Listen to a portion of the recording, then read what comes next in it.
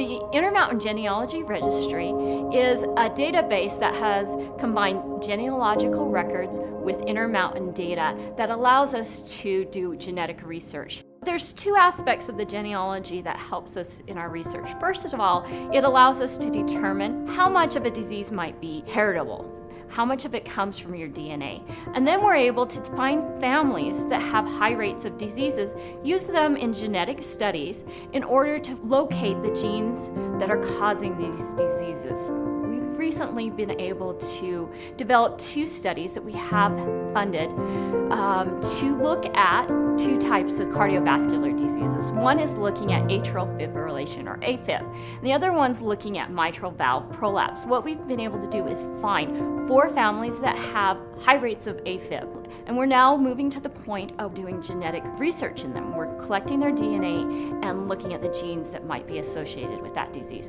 And the same thing with mitral valve prolapse. We have 7 families that have 5 times the rate of what you would see in our general patient population. And the hope is through using these families, we'll be able to locate the genetic causes to their diseases and be able to develop early screening or prevention methods.